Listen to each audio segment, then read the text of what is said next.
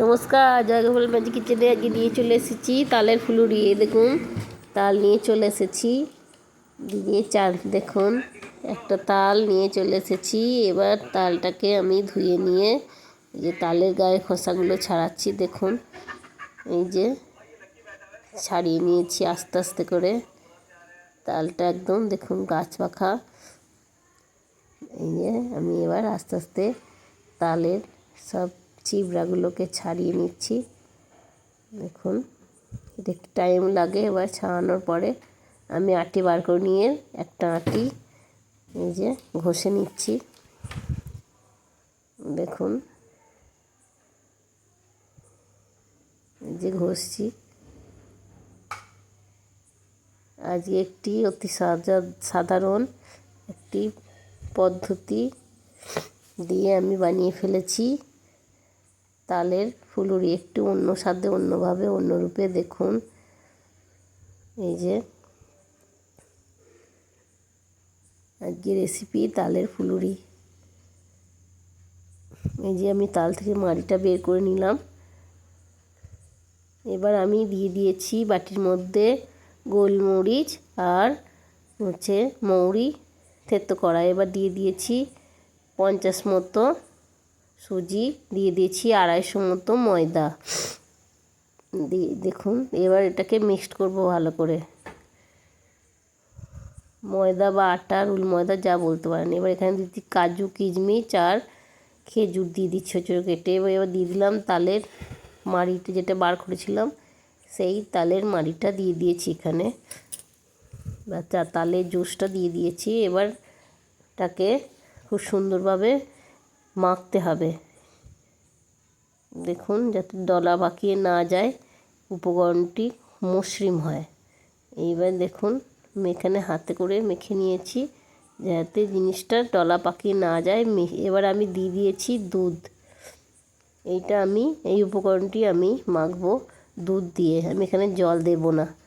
দেখুন এবার এটাকে ভীষণভাবে ফাটাতে হবে, যাতে এমনভাবে ফাটাতে হবে যাতে ভিতরে ফুলুরিটা ভিতরে ফাঁপা হয়, নরম ফাঁপা হয়। এবার আমি দিয়ে দিয়েছি আন্দাজ মতো গুড়। আপনারা চাইলে পুরোটা গুঁড়ো দিতে পারেন। আমি এখানে অল্প পরিমাণে গুড় দিয়েছি, এই 2 চামচের মতো আন্দাজ মতন দিয়ে দিয়েছি। এই যে এবার আবার গুড়টাকে ভালো করে মিশিয়ে আবার ফেনিয়ে নিচ্ছি, ফাটিয়ে নিচ্ছি। যত বেশি ফাটানো হবে তত জিনিসটি তুলতুলে নরম হবে, খেতেও সুন্দর হবে, না হলে ভেতরে ডলা ডলা হয়ে থাকবে। এই যে দেখুন এবার আমি দিয়ে দিলাম 4 চামচের মতন, একটু চিনিও দিয়ে দিয়েছি আমি। এবার চিনিটাও মিক্সড করে নেব। এবার দিয়ে দেব আর একটু ময়দা। এখানে আমি দিয়ে দিয়েছি আর একটু ময়দা। এখানে আমি দেখুন একসাথে না দিয়ে এবারে 2 বারে ব্যবহার করেছি। যেহেতু তালের মাড়িটি কম, সেজন্য বারবে দিয়ে মাখাটা মেখেছি, কারণ যে ডলা পাখি না যায়। এবার আবার দুধটা দিয়ে দিচ্ছি। এখানে আমি প্রায় 1 পোয়া মতো দুধ, 1 পোয়ার বেশিও হতে পারে, দুধ ব্যবহার করেছি। যে দেখুন আমি এখানে একটু জল ব্যবহার করব না। এখানে যেহেতু দুধ দিয়ে মাখা হবে জিনিসটা, তত খেতে সুন্দর হবে, সুস্বাদু হবে। আর জল দিলে খেতে ভালো হবে কিন্তু অতটা স্বাদ হবে না। যে দেখুন আমি উপকরণটি মেখে নিয়েছি। এবার একটু ফাটিয়ে নিচ্ছি। এমনভাবে ফাটাতে হবে যাতে ময়দাটা বোঝা যায় যে এটা এবার ফাটানো হয়ে গেছে, ফাঁপা হয়ে গেছে এবং নরম হয়ে গেছে ভীষণ। এবার মসৃণ মতো ময়দা, এমনিতেই মসৃণ, কিন্তু এই উপকরণটি করে পুরো ফেঁপে উঠেছে। মানে হাতে দেখলেই বোঝা যাবে যে এবার ফুলুরিটা ভাজা যাবে। এই দেখুন এবার আমি এতে দিয়ে দেব 3টে এলাচ দিয়ে দেব। দিয়ে এই যে এলাচগুলো দিয়ে দিয়েছি খোসা শুদ্ধই। এবার 5 মিনিট যে যেমন পারবেন মনে করবেন রেখে দিলাম উপকরণটি। এবার কড়াইতে তেল দিয়ে দিয়েছি আমি। এবার তেলটি গরম হতে থাকলো। এবার আমি ফুলুরিটাকে, এই যে ফুলুরিতে এবার আমি দিয়ে দিয়েছি একটু কর্পূর। হ্যাঁ, একটু কর্পূর দিয়ে দিচ্ছি, এতে সেন্টটা ভীষণই সুন্দর লাগে। আমি এখানে পোস্তও দিতে পারি কিন্তু আমি দিইনি। এখানে নারকেল কোড়া দেওয়া যায় কিন্তু আমি দিইনি।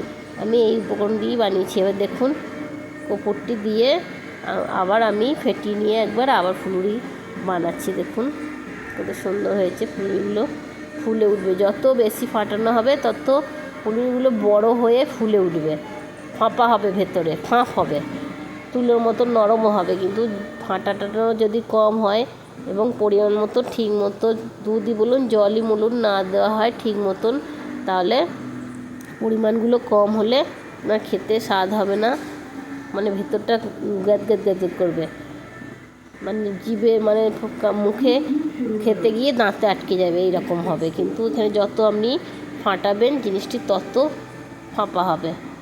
যে এখানে আমি সুজি ব্যবহার করেছি, কারণ সুজি দিলে ভেতরে মানে তেলটা অত টানবে না।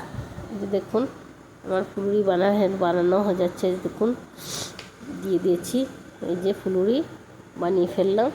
এখানে আমি নুন ব্যবহার করিনি, আপনারা চাইলে নুন দিতে পারেন, কারণ দুধ দিয়ে পুরোটা মাখা হয়েছে বলে আমি নুন দিইনি। দেখুন বানিয়ে ফেলেছি তালের ফুলুরি, একটু অন্য স্বাদে, অন্যভাবে, অন্য রূপে। দেখুন আপনারা বানিয়ে খেয়ে বলবেন কেমন হয়েছে। এবার